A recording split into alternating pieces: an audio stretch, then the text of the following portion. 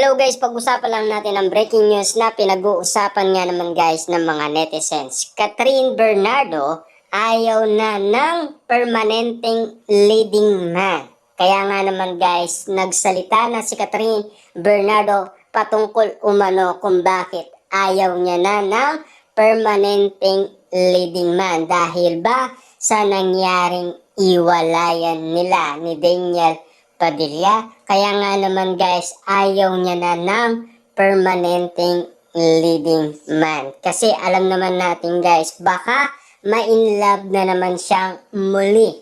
Na alam naman natin guys, nangyayari at nangyayari talaga na iibigin ka ng isang tao kapag ikaw talaga ay nagustuhan niya. Lalong-lalo na kasi guys, ang bawat kilos ngayon ni Catherine Bernardo ay talagang nakabantay sa kanyang mga magulang. Inamin ni Catherine Bernardo na talagang nakatanggap siya ng mga alok mula sa ibang TV network noong isang taon. Nangyari raw ito nang matapos ang mga kontrata ng aktres sa ABS-CBN.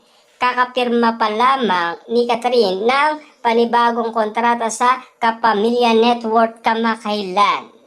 Grabe nga naman kasi guys, dahil ang pinupunto natin dito na pinag-uusapan noon, ang pinapatamaan nila ay si Daniel Padilla. Yun daw ang nakalagay sa kontrata ni Catherine Bernardo at yun daw ay ayon umano kay Catherine Bernardo.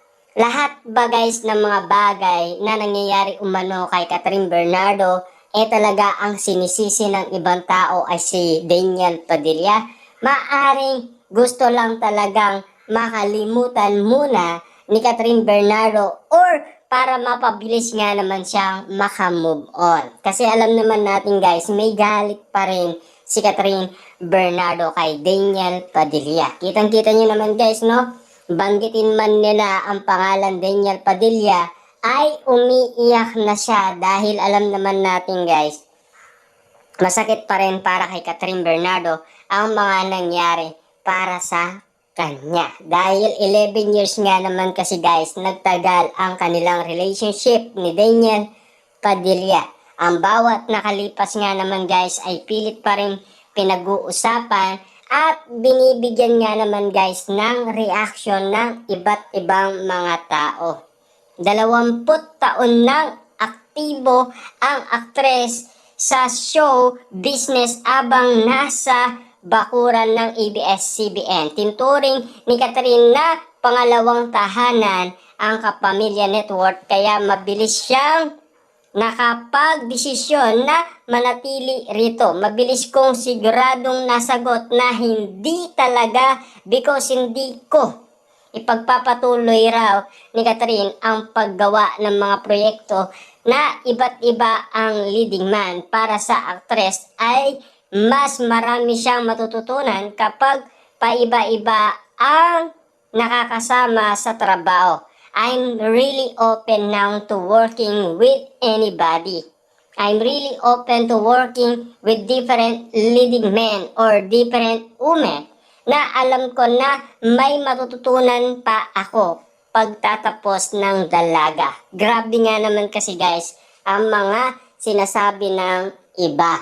Kasi kung bakit nga naman mas pinipili ni Catherine Bernardo ang ibang mga leading men kesa kay Daniel Padilla. Kasi guys, mas gusto muna ni Catherine Bernardo ang iba. Kasi subok na niya si Daniel Padilla. Yun ang dahilan niya. Ang gusto niya kasi ay meron pa siyang matutunan sa iba't ibang mga kasama. Hindi yun para magkaroon ng negatibong mga sinasabi. Kasi alam naman natin guys, no? Ang mga nakaraan ay gusto talagang makalimutan ni Catherine Bernardo. Kaya nga naman guys, nagdesisyon siya sa mga sinasabi niya na yun ay baguhin ang kanyang kontrata na kailangan ay iba't ibang leading men ang kanyang makasama at lalong-lalo na ang mga ibang aktres na pwede niyang makasama at iba't iba rin. Grabe nga naman kasi guys ang mga isyong kumakalat noon hanggang ngayon ay pilit pa rin dinadamay si Daniel Padilla sa usapin umano ng dahil lamang pinabago ni Catherine Bernardo ang kanyang kontrata. Dahil ayaw na daw ni Catherine Bernardo na makasama pa ang kanyang dating ex-boyfriend na si Daniel Padilla. Kasi ang gusto kasi guys, makasama ni Catherine Bernardo sa kanyang mga teleserye or pelikula yung panibago naman para sa kanya. Kasi gusto niya meron pang matutunan. Hindi yung nakaraan na. Kasi gamay niya na yun. Kasi alam naman natin guys, lahat ng mga bagay ay pwedeng paiba-iba basta meron kang natututunan, 'di ba? Kasi alam naman natin guys, no, ang isip kasi ng iba or mga reaction ng iba ay binibigyan nila ng meaning. Kapag meron nga naman nagustuhan ng mga bagay-bagay si Catherine Bernardo ay dinadamay na nila si Daniel Padilla. Grabe nga naman kasi guys ang bagay na nangyari umano sa buhay ni Catherine Bernardo nang dahil lang sa iwalayan. At lalong-lalo na, siyempre, meron din siyang natutunan kay Alden Richard dahil sa pagsasama nila sa Hello, Love, Goodbye. Pero marami din guys ang nangyari noon sa shooting umano sa Hong Kong dahil sa pangyayari umano na ayaw siyang kausapin. Yun ang Little Catherine Bernardo. Pero yung Catherine Bernardo ngayon, yun yung ang palaban.